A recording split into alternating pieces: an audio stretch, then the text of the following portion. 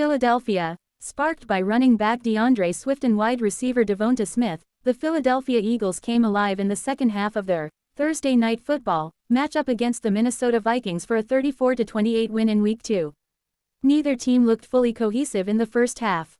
The Eagles' defense came up with stops, and their offense pounded the ground with run plays to dominate overall time of possession while the Vikings tallied 4 lost fumbles.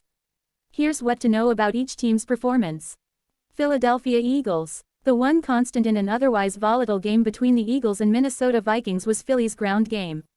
The Eagles rushed for more than 250 yards with a pair of Jalen Hurts touchdowns, offsetting a passing attack that was uneven for a second straight week. One of the more promising developments was the performance of DeAndre Swift, who rushed for a career-high 175 yards.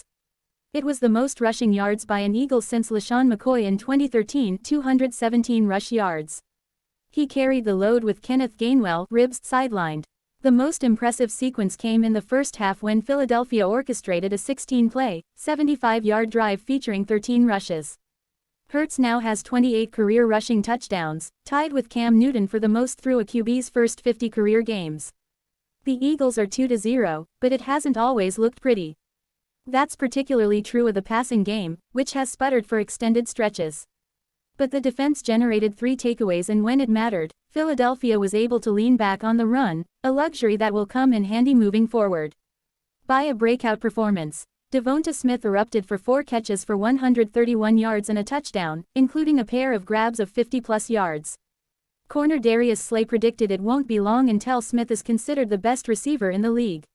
While it's too early to put him in that conversation, all the signs suggest Smith is in store for a career year.